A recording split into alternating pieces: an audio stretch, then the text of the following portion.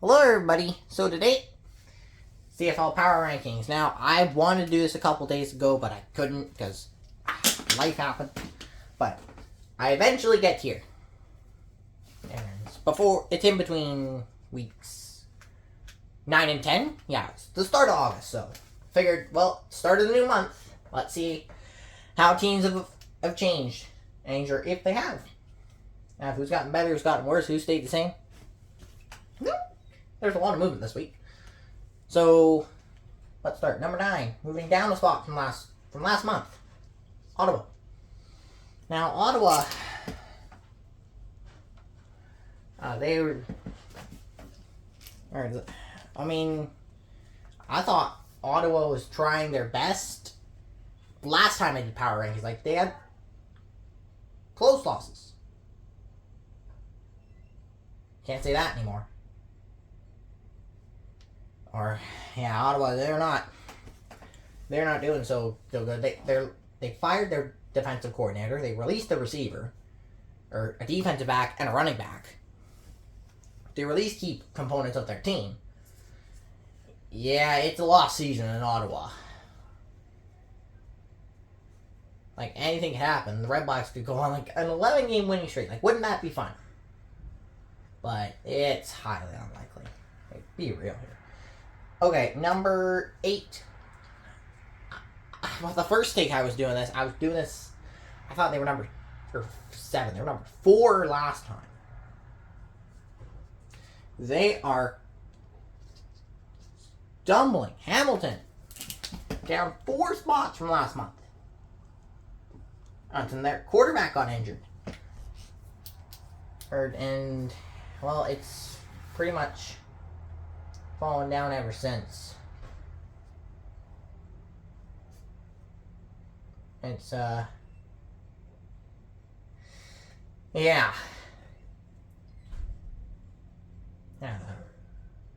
Like, losing your quarterback, it's rough.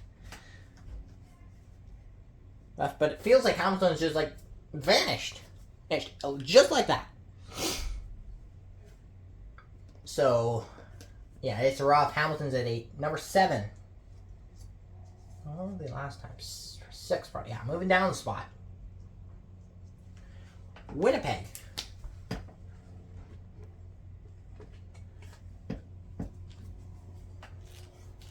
Yeah, I should probably put little lines in here so that it make them look like down arrows instead of B's. There we go. So, Winnipeg is not doing so good. Like, they lost Zach Galeros. Like, Drew Brown played alright for the first couple of games, but then he started to really fall apart. Like, excuse me, like, they allowed 52, and the team, like, they're starting to fade away. Like, they allow 52 to Calgary. They lose to BC by multiple possessions. A team that they've had great dominance over playoffs and regular season. And I thought Winnipeg was going to win because we didn't know how good Keaton Slovis was going to be. Yeah. Yeah, so that means, obviously, BC's moving up. How far do they move up? 3 spots. 3 spots BC moves up. And it's pretty much all because of Keaton Slovis and Xander Horvath. Well, the rest of the team contributed too. It's a team sport, but those were the front runners. There's that push BC to Winnipeg, to beat Winnipeg. And BC got it done in a huge way, especially at the end of the game, because BC wouldn't give up. And they move up the power rankings because of that alone. The Ottawa loss and Hamilton losing, and to Calgary, it does help. But that alone would have pushed BC at least to 7, so they were at least moving up. Up 2. I settled on moving up 3 because they're still 2 and 5. That's the reality of it. But I feel like the arrow is trending up. And they are people telling me that BC is getting healthy next week because they're playing Hamilton next week in Vancouver. They're playing Hamilton week 10. So, yeah, BC's getting healthy. And like, even if they're not, they have to put out Keaton Slovis and Xander Horvath again. That was a good connection last game. And Hamilton doesn't look like they're the better opponent and that they got in week 3. They look completely different now. To the point where BC has a real shot at winning that game. Alright, let's move on to number 5 here. Or number 5. I'm going to change up. No, I'm not going to change it up. Toronto's at 5. They won't move. I don't think Toronto's played that much. I mean, they had a fluke loss to Hamilton. And them losing to Calgary's a little rough. But I don't know. I feel like Toronto's just been average. But considering how bad they were last year,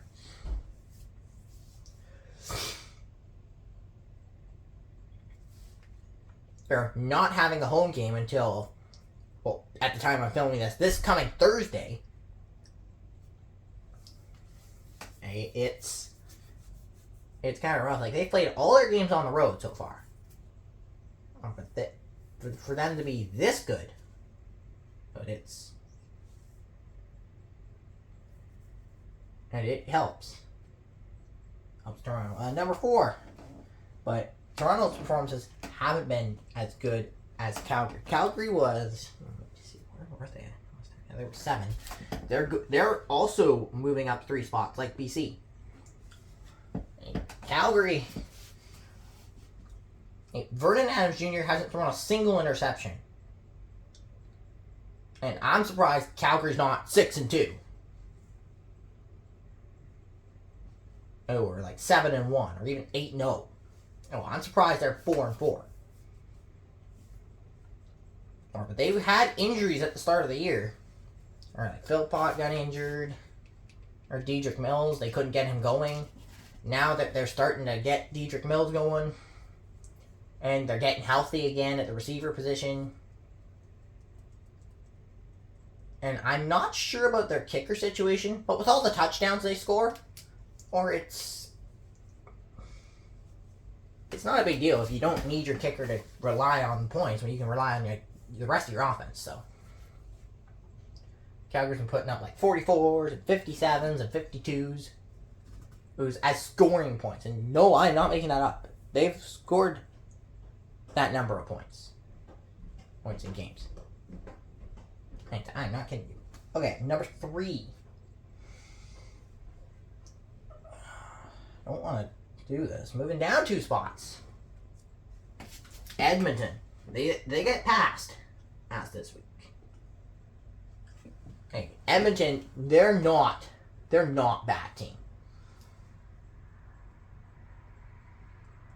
They're not the bad team that we saw for many years in this decade. No. This is a good Edmonton team. They've gotten better over the offseason, and all those offseason acquisitions are paying off dividends for them.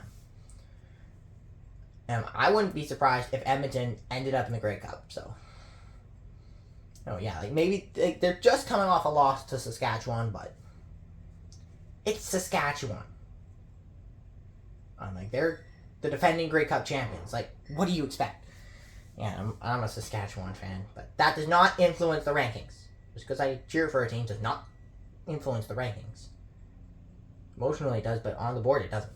Number 2 is Saskatchewan. They're moving up 1 spot from last time. And the Riders are still hunting down first place from Edmonton. I think it's in their grasp. Because Edmonton's got a tough matchup this week. And who's Saskatchewan playing? Yeah, Saskatchewan plays Ottawa. That could help. Meanwhile, Saskatchewan moves up a spot. They're coming off the thriller in Edmonton, but this time they won. So, yeah, Saskatchewan. I think it's just Saskatchewan being Saskatchewan is all I can say at this point. And, well, that's good for Riders fans. It's bad for the rest of the league. But no one wants to play the teams in the prairies. I tell you, nobody. And there's another team no one's going to play. No one's going to want to play. Moving up one spot from last time we did this. Montreal. Montreal is going to move up one, and they're going to sit atop the throne this month.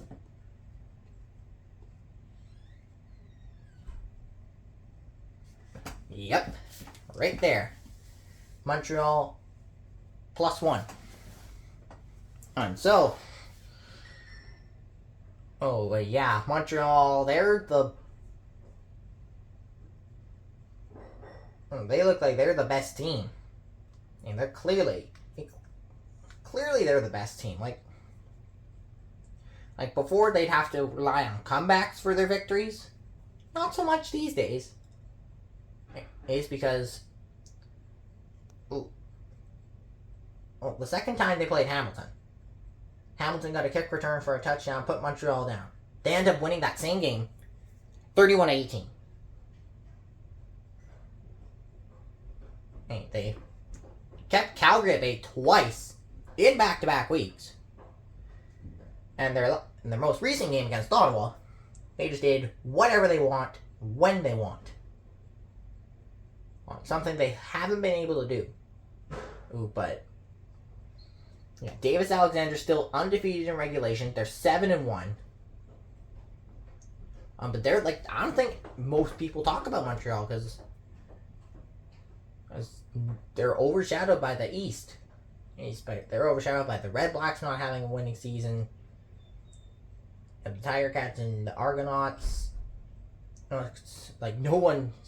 Montreal has been flying under the radar somewhat. They only have one loss. We'll probably see Montreal in the Grey Cup again. But that's my power rankings for the recapping July for the rankings and going into August. This is how I think things are going to go. I know we had 2 games in August, including Hamilton and these 3 teams that no one wants to play, but it's technically a new month. I count those as July games. So, that's my power rankings for this week. Let me know what you guys think down in the comment section. We'll see you next time.